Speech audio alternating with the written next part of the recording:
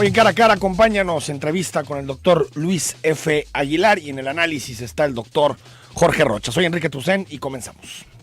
En esta mesa dialogan todas las ideas, se genera la noticia y se dicen las cosas. Cara a Cara, la información clara y precisa en voz de sus protagonistas. Cara a Cara, con Enrique Tucen.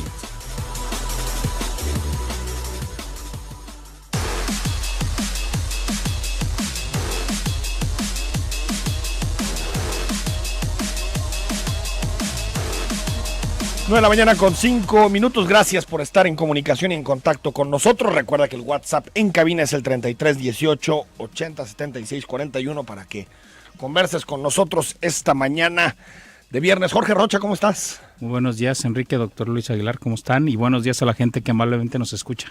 Doctor Luis F. Aguilar, ¿cómo te va? Buenos días. Pues creo que bien. Entonces deseo a todos un buen día. Espero que esta no haya sido la pregunta más difícil de la entrevista. Creo que es la más difícil saber cómo está uno, ¿no? Sí. Bueno, seguramente conoces al doctor Luis F. Aguilar Villanueva, es doctor en filosofía con especialidad en filosofía política y estudios de posgrado en la Pontificia Universidad Gregoriana de Roma y en la Universidad Estatal. Bueno, voy a tratar de no pronunciarlo porque mi alemán no es muy bueno, pero en la universidad alemana, esa mera.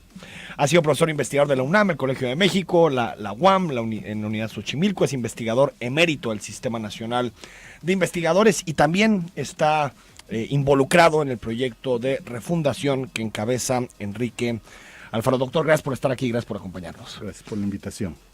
Doctor, a ver, empecemos con una pregunta que creo que nos puede abrir un poquito el panorama. ¿Qué es la refundación o por qué promover una refundación en Jalisco?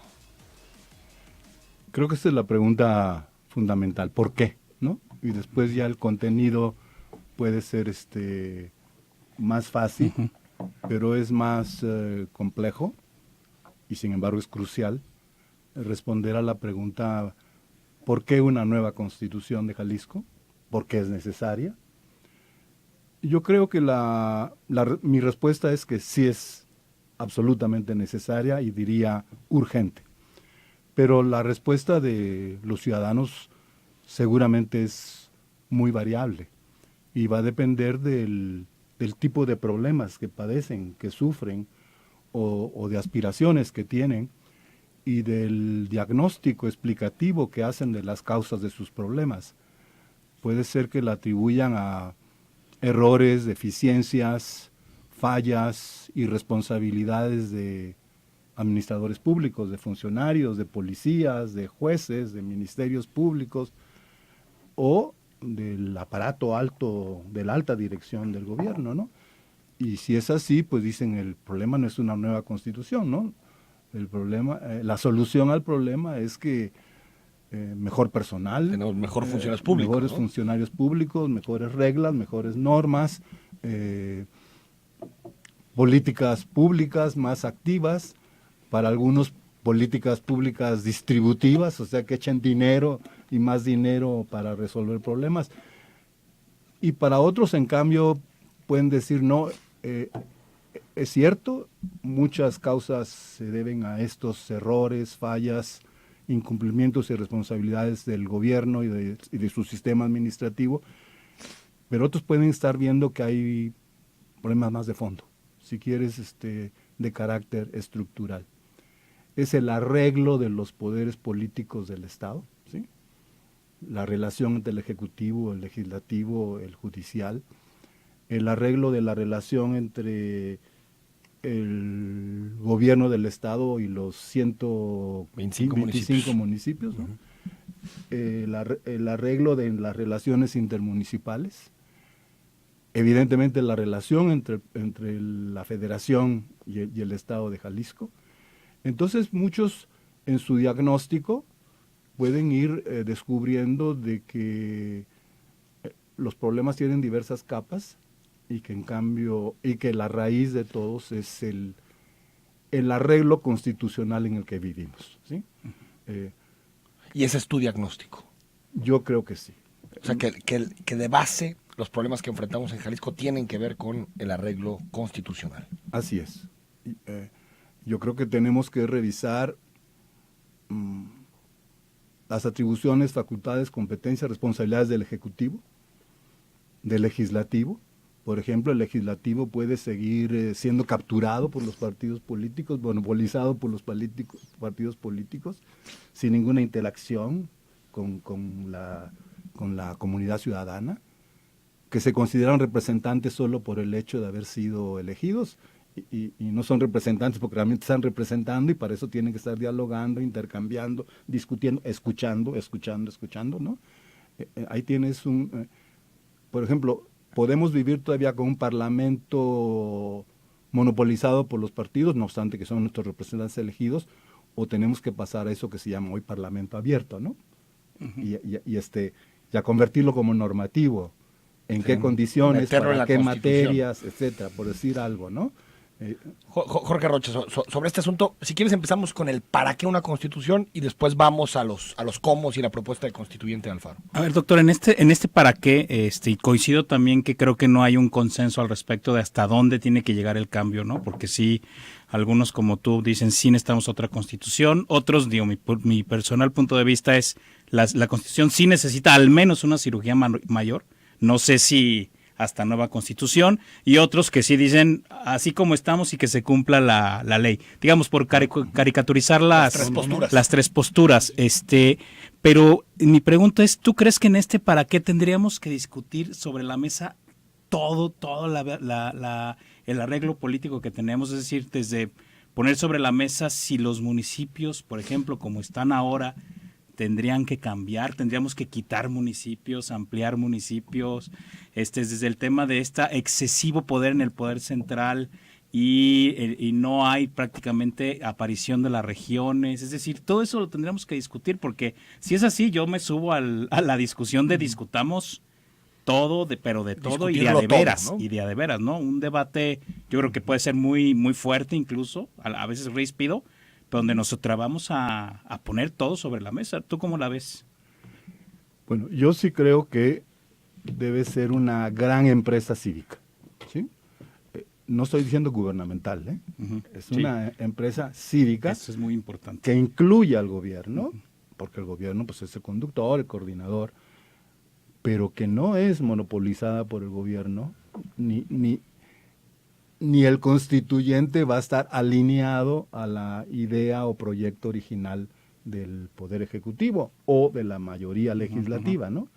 Entonces yo creo que si esta es una empresa cívica, creo que el primer trabajo, y qué bueno que ustedes lo están iniciando, es que tenemos que explicar, razonar, argumentar, convencer de que esto es necesario, de que esto es no solo necesario, sino urgente, como dije antes, y sí creo que va revisado todo. No pueden ser ya parches, si quieres, extraordinariamente elegantes y bien cosidos, pero que son parches. No sé si tan elegantes. Algunos no tanto, no sé si tan elegantes, pero bueno, pero sí vamos suponiendo que los hay. Es por cortesía aquí del doctor. Se requiere una visión integral. Es que de veras, yo no creo que Jalisco esté al borde de un colapso económico, social y cultural, no lo está. Pero yo sí veo que hay muchos riesgos de decadencia ya presentes en Jalisco, ¿sí? Uh-huh. De criminalidad, discriminación, desigualdad regional, uh-huh, entre las zonas urbanas y las zonas rurales, desigualdades entre personas, entre géneros, entre preferencias sexuales, en fin, una desintegración social, lo que se llama la ruptura del tejido social, que existe, ¿no? Sí, sí. Una individualización creciente que ha roto sus identidades sociales, sus vínculos colectivos, ¿no? Y que también Jalisco está por debajo de sus reales potencialidades, ¿no? En un mundo global que te abre extraordinarias oportunidades, pero que también te representan riesgos enormes, ¿no?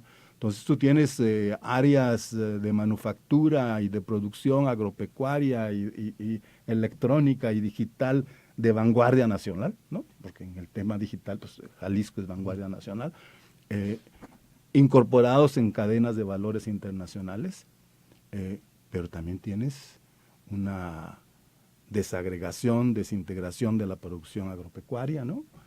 Una baja innovación de valor agregado en muchas manufacturas, en fin.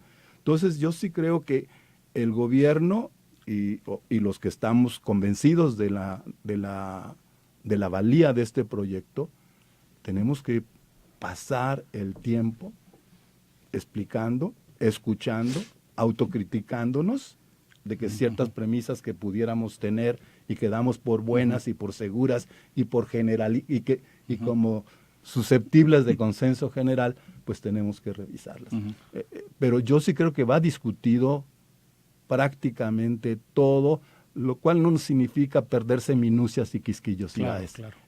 Todo lo que es realmente importante, relevante, crucial para el futuro de Jalisco, y con la idea de que Jalisco sea una referencia nacional en términos de vida pública, de ordenamiento institucional, de seguridad. Es un marco de deliberación también, ¿no? Para llegar a esos consensos o acuerdos.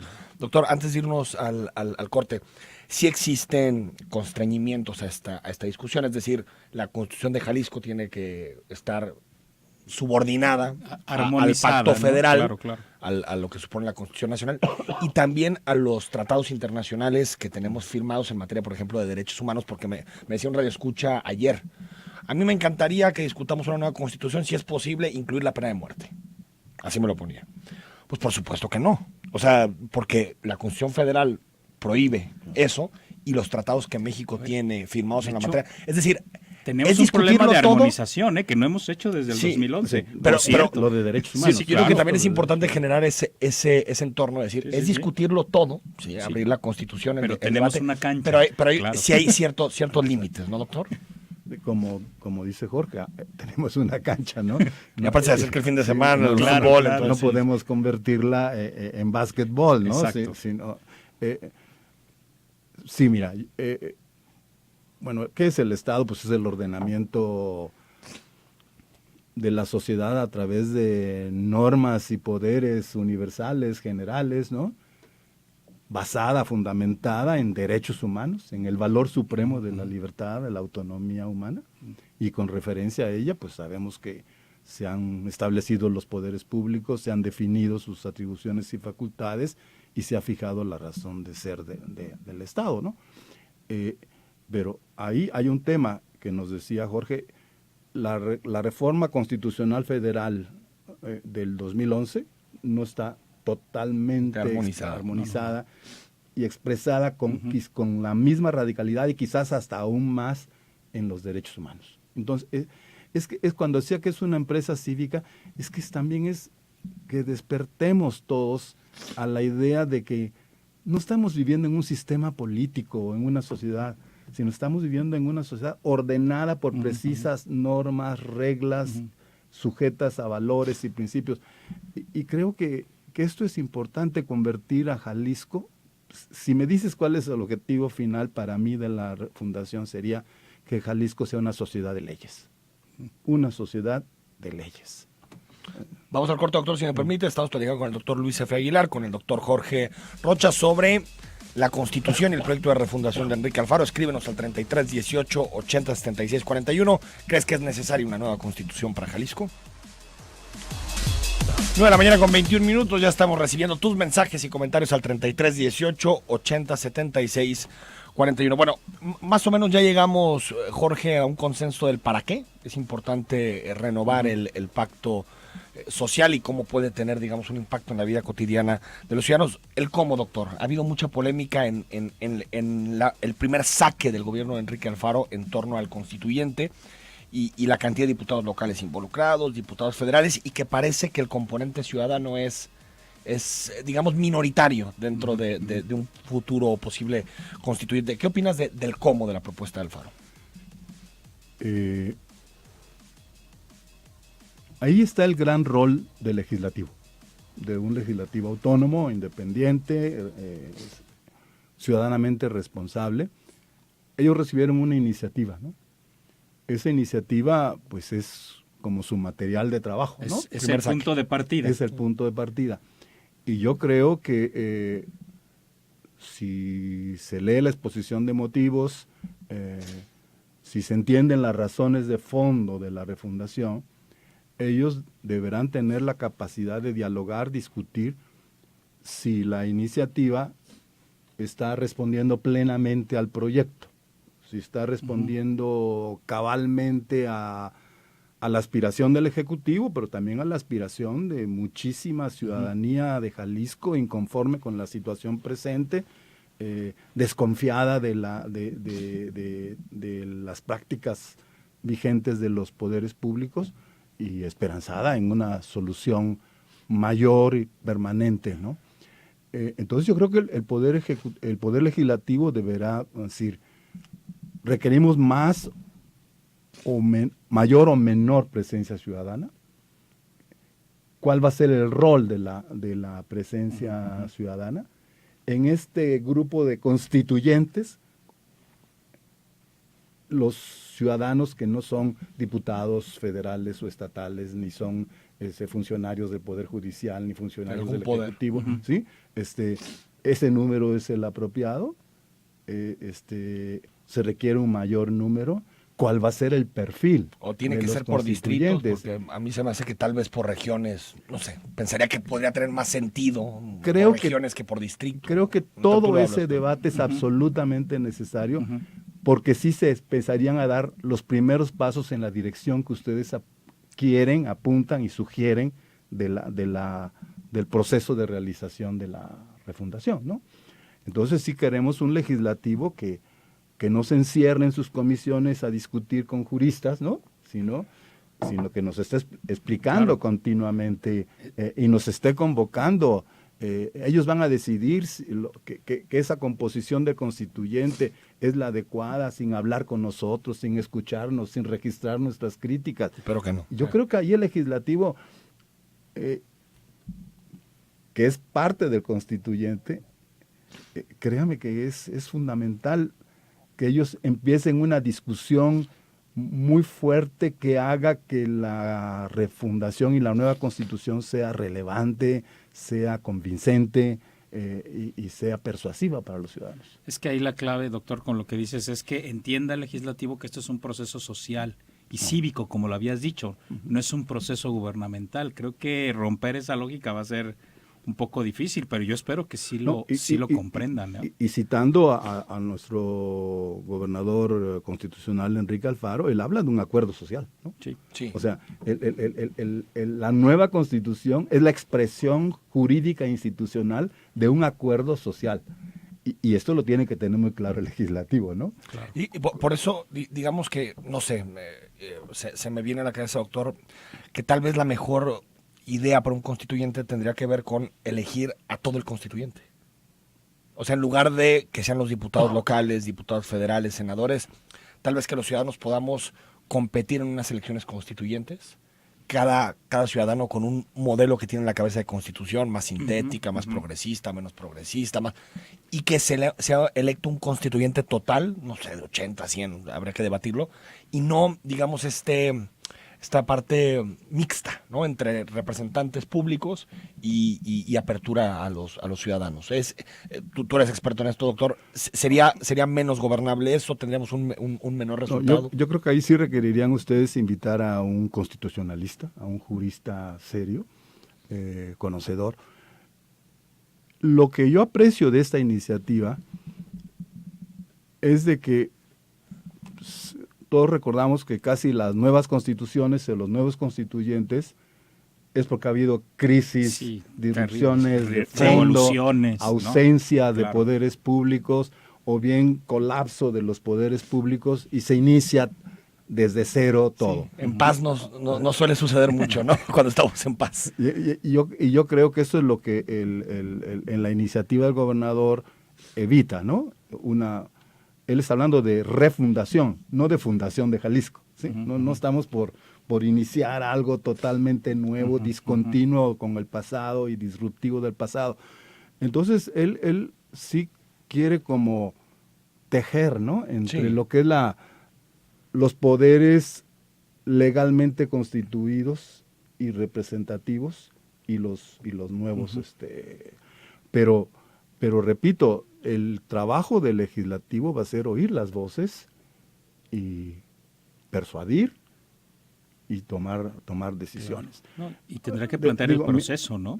Sí. Mi posición es que se puede mejorar la iniciativa, pero yo no sí creo que iniciar con un nuevo constituyente, eso me parecería que requiere condiciones políticas, no solo locales, sino nacionales e internacionales, que lo justifiquen iniciar como algo totalmente nuevo. Sí.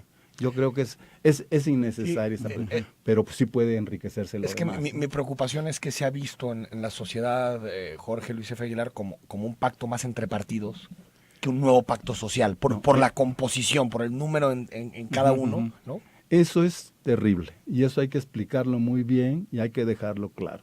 Si la nueva Constitución de Jalisco, si la refundación consistiera en un pacto entre partidos, estamos en más de lo mismo, ¿sí?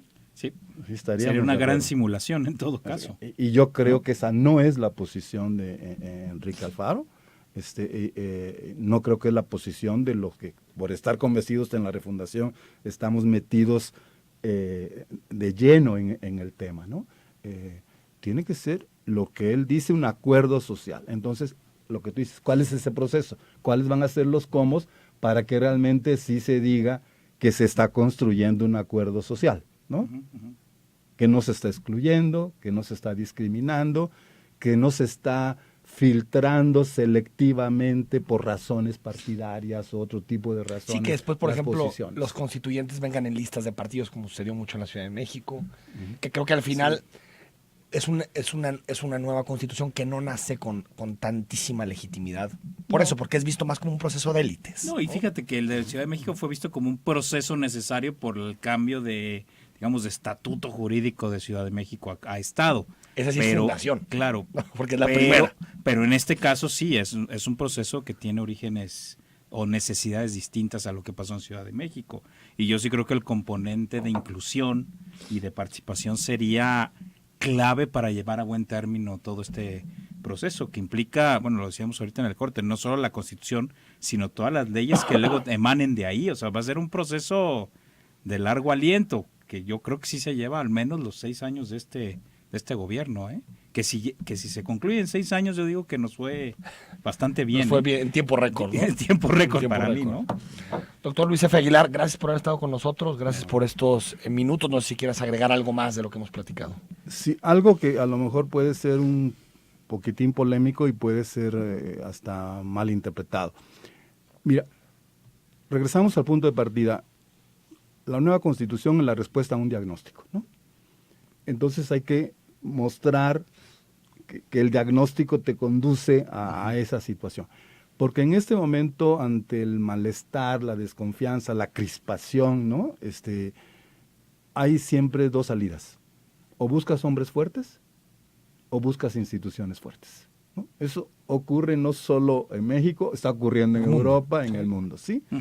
Entonces, los problemas de Jalisco se resuelven solo si tenemos un gran líder todopoderoso, fuerte, ¿no? Que ponga orden, y con políticas asistenciales y distribuyendo dinero por todos lados, ¿no? No, yo creo que no es una cosa de caudillos o líderes persuasivos y seductores sino es de instituciones. Y por eso es que si empezamos a entender que vivimos en instituciones, que realmente sí dimos el salto de lo que dijo Calles, de un país de caudillos a un país de instituciones, desde el 1929, ¿no? Ha pasado ya un poco de tiempo. Bueno, todavía no hemos podido dar ese salto. Entonces, quiero decirte esto, que los ciudadanos entremos convencidos de que ya tenemos que vivir en un país de leyes, en una sociedad de leyes y en una sociedad de hombres, y que los hombres fuertes son fuertes porque hacen valer la ley y respetan la ley. Es lo que yo te diría. Y ustedes, en su responsabilidad cívica de opinadores públicos, pues tienen que tener esto vivo, ser exigentes, ¿no? Ser vigilantes y contribuir a que Jalisco sea de otra manera y sea una referencia nacional por su calidad de vida. Doctor Luis F. Aguilar, gracias por estos minutos. Enrique. Gracias. Qué gusto. Jorge. Seguimos comentando la coyuntura con el doctor Jorge Rocha.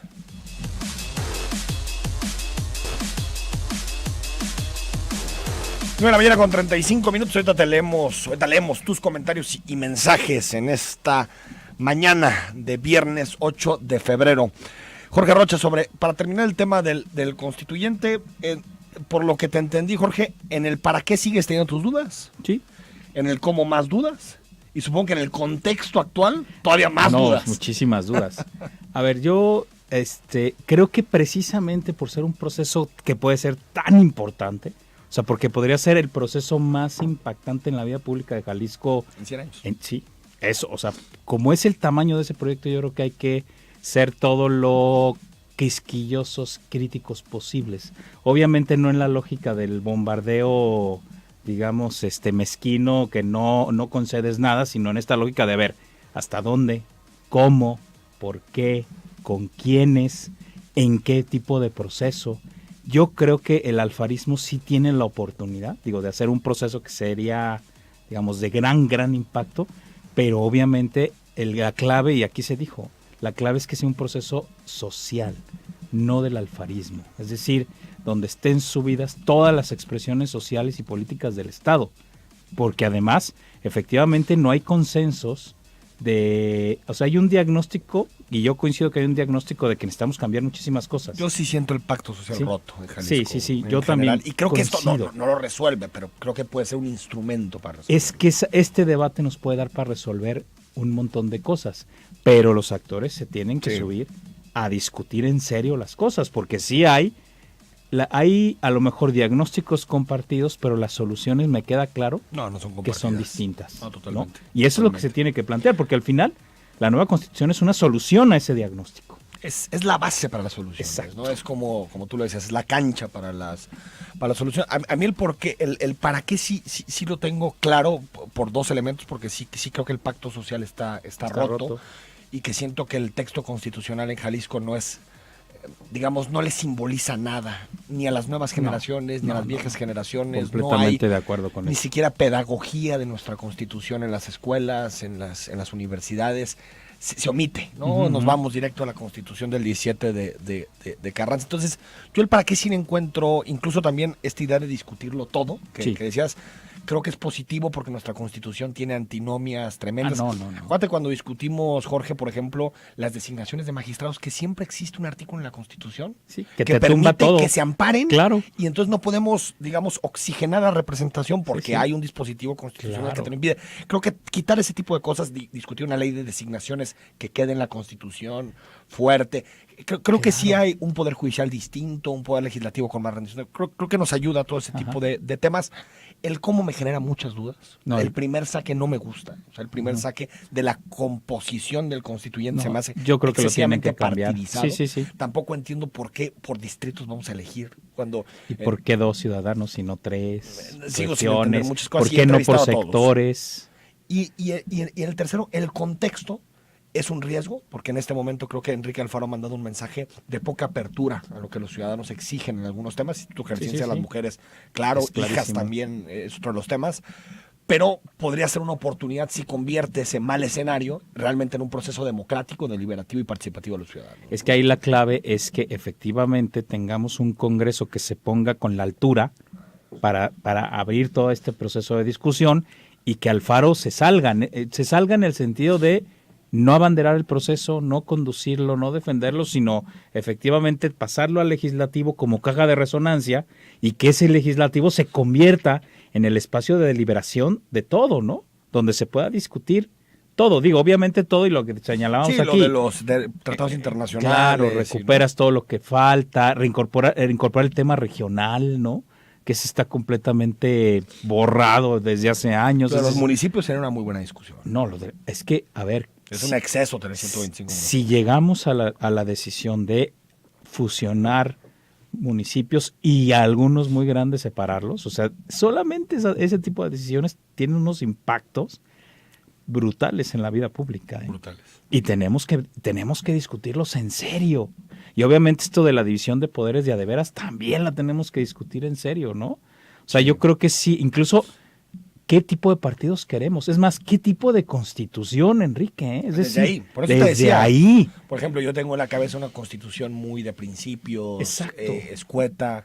Más y al que anglo. todo se vaya, exacto. sí, más al anglo y que todo se vaya a las leyes secundarias Exacto. o reglamentarias. Yo pero hay quien coincido con piense eso, otra ¿eh? cosa y diga, no, a mí me gustan las constituciones más codificadas, más escritas.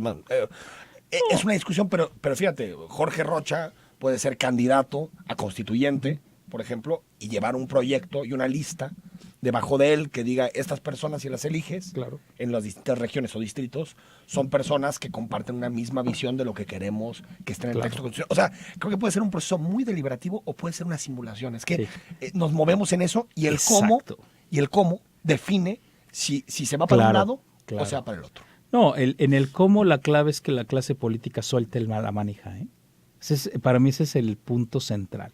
Si la clase política está dispuesta a soltar la manija para que el proceso lo conduzcan, actores obviamente van a intervenir, o sea, intervienen sí o sí en cualquier tipo de cosa, pero si la manija la tiene la clase política, ahí es donde el riesgo de caer en simulación es enorme.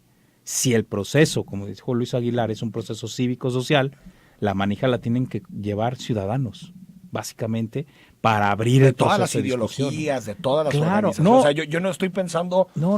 en esos que tal vez pueden pensar como yo, sino creo que No. tiene que ser soltar en el sentido de que la ciudadanía se Claro. apropie de las discusiones. Que discuta a fondo, porque además seguramente si lo llevamos a profundidad va a haber discusiones muy ríspidas. Muy ríspidas, claro. Pero Muy precisamente ese paso democrático de poder casi gritarnos en la cara, pero en un escenario democrático y aceptando la democracia, yo creo que Y la eso, legitimidad del otro. claro, nos llevaría eso será un salto cualitativo en el Estado tremendo, ¿no? Sí. Y ojo, con relación a este tema, una cosa es simular un proceso para elegir un magistrado, una cosa es que pasa mucho con el Congreso, simular un proceso de discusión de ciertas leyes y otra cosa es un proceso constitucional. Es el documento más importante que nos une como sociedad, son nuestros valores Claro, y principios. claro. Entonces, si ese texto no refleja lo que somos, no es espejo de lo que somos, pues no va a tener ninguna credibilidad. No, O sea, va a no, ser no. papel mojado. ¿Y quién no nos dice que en 2025, en 2026, en 2030 llegue otro gobernador y diga, ¿por qué no hacemos un constituyente? Va para atrás, claro. Y esto empieza a ser un juego y el desgaste de las instituciones que supuestamente queremos rescatar sería todavía mayor. Es que sabes que esto que acabas de decir es fundamental, Enrique. Cuando se piensa en un proceso de este tipo, estás pensando en algo que dure al menos 100 años. Al menos. Al menos 100 años. Ya O sea, quítate los 300 de Estados claro, Unidos. claro. O sea, Francia. aviéntate esa altura de miras. Es empezar a pensar en lógica, como llamaban antes, de estadistas, ¿no? Y no cortoplacistas. No decir, miren, deja una nueva constitución, pues eso si no, cambia las cosas. No, es decir, no, tenemos que estar pensando qué tipo de Jalisco que le vamos a dejar a nuestros nietos, ¿eh? Esa es la altura de miras que tenemos que tener. Jorge Rocha, a ver, hay mucha polémica en torno a Lo de las estancias. la de las estancias. A ver, tú te has topado con este tipo de problemas, eres padre. A ver, ¿qué opinas sobre este tema y esta idea de que en lugar de que vaya el apoyo directo a las guarderías, vaya a los ciudadanos y que ha sido calificado por muchos como una política ultra neoliberal, ¿no? Sí, fíjate que el problema es que aquí Andrés Manuel parte del punto de partida, valga la redundancia, o su punto de partida es que creer que todos los padres saben exactamente cómo educar a sus hijos, ¿sí? Y qué tipo de cuidado necesitan. Eso es un supuesto falso, para empezar. O sea, yo sí creo en la forma, y lo digo como padre de familia, que hay un proceso formativo que obviamente da la familia, me queda clarísimo, que es nuestro rol de educadores o formadores de nuestros hijos es fundamental, pero no somos todólogos y no sabemos todo. Y yo sí creo que el proceso de educación o de formación de una persona, de un ciudadano, requiere el concurso de varios tipos de formas, de modos, de profesores, de figuras que estén frente a los niños y a las niñas. Yo creo que el proceso tuvo que haber sido reviso las guarderías y las estancias para ver sus modelos, recupero buenas prácticas, porque las hay, sí, y las extiendo, y las que de veras estén haciendo procesos de corrupción, entonces se van, pero es un proceso distinto. La verdad es que a mí me parece que es una salida fácil. Es que sí, es una que salida fácil. A veces parece que en esta revisión y en este señalamiento que hace Andrés Manuel López Obrador de instituciones corruptas, parece que lo primero es desaparecer y después revisar. No. O sea, ¿qué hago con el asunto del desabasto de gasolina? Pues dejo de mandar gasolina. Está bien, puede ser un primer paso, pero no te puedes quedar ahí. Y con el caso de las estancias es igual. ¿Qué pasa si mañana descubrimos que hay corrupción? Que las hay en universidades públicas. Pues que cerramos las cerramos públicas mientras se revisa. No. O sea, los puede procesos ser tienen así. que ser paralelos. Claro. Tienen que ser paralelos. Y creo que en este sentido hay muchas estancias infantiles que dan buenos resultados y que son, te diría, mucho mejor que las privadas. Claro. Mucho mejor, con mejor atención, con gente más especializada. Por lo tanto, sí es meterte en un asunto que complica mucho la vida de las familias. No, por Y los supuesto. procesos, porque también, imagínate en la planeación institucional de una estancia, que no sabe cuánto dinero va a recibir. Porque no sabe cuánta gente va a llevar su voucher o va a llevar está terrible. Su dinerito a esa guardería. Pero además está muy desafortunada, que luego ya medio la corrigieron, pero esta es muy desafortunada este comentario de los abuelitos, muy desafortunado. A ver, que anda hablando de eso. Sí, Pues, o sea, ya tiene suficiente problema. Se metió en camisa de 11 varas.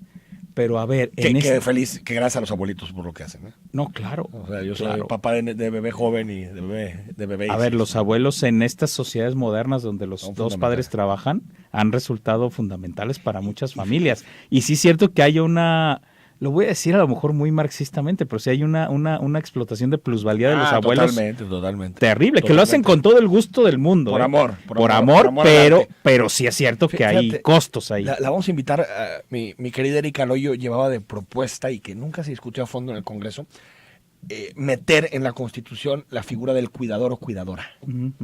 Porque la cantidad de horas y de plusvalía, tú le dijiste, de recursos que significa el cuidado en nuestras sociedades es impresionante, sobre todo cuando hombre y mujer ya trabajan. Claro, no, y espérate, es que ese es de los niños, pero en una sociedad como la que tenemos, donde cada vez más hay más ancianos y menos jóvenes, el tema del cuidado de la gente de tercera edad va a ser un tema, que por cierto eso tendría que estar en la nueva Constitución. Por eso, esas son las discusiones que tal vez no se tuvieron en el Constitución del 17. Exacto, pero es decir, a ver, vamos a tener una configuración social distinta y sí necesitamos empezar a pensar cómo vamos a cuidar a toda la gente de tercera edad, que sí, todavía tendrá, digamos, actividades productivas, pero llega un momento en que ya requiere un cuidado. Jorge, no me gusta preguntarte así, pero crecen las encuestas que están saliendo sobre la popularidad de López Obrador. Ayer salió una del Financiero que fue muy comentada. 86% de los mexicanos está a favor de lo que está haciendo López Obrador como presidente. Ayer me decía la gente en la tercera emisión, se nos hace exagerado el porcentaje. Fíjate que, a ver, yo cada vez veo más este México polarizado. Ayer estuve en Ciudad de México. Pero entre una minoría y una mayoría, porque exacto. Es 14%. No, te voy a platicar la figura, porque creo que es ilustrativa. Voy arriba del avión y por supuesto que 2 o 3 personas empiezan a vociferar en contra de López Obrador diciendo nos retrasamos en la bajada, por supuesto. ¿Dónde era? En Ciudad de México. Estábamos en México bajando y muy retrasado el vuelo por problemas del aeropuerto de la Ciudad de México y claro, empezaron 2 o 3 a vociferar. No, es que López Obrador y el nuevo aeropuerto y no sabe lo que hace, etcétera. ¿Sí? Arriba del avión. Me bajo, tomo el taxi para ir a la reunión que iba en Ciudad de México. El taxista echándose la mañanera de López Obrador. Y diciendo, o sea... No traía la que buena. No. Echándose la mañanera de López Obrador y diciendo, esta gente... De la gente que baja en el aeropuerto no tiene idea de lo que es el problema del aeropuerto de la Ciudad de México. Y lo que está haciendo el señor López Obrador está perfectamente bien. Entonces viste los dos espejos. Los dos espejos, eso es lo que estamos teniendo. Digo, es una... Pero entonces sí parece que es un asunto de clase económica. Yo creo que de estratos, de lugares. Exacto. O sea, hay élites y clases medias con capacidad y poder adquisitivo que se está alejando del proyecto de López Obrador. Exacto. Porque ahí también ganó López Obrador en la última elección. Claro. Y el trabajador más La base sí está muy a favor de López Obrador. Y hay una cierta parte de clase, yo creo que la clase media es la que está más dividida. Creo que es donde hay algunos que dicen sí López Obrador, otros no. Pero estamos en este escenario de polarización cada vez más fuerte. Vamos al corte, estamos con Jorge Rocha. Al regreso leemos tus mensajes. Sí.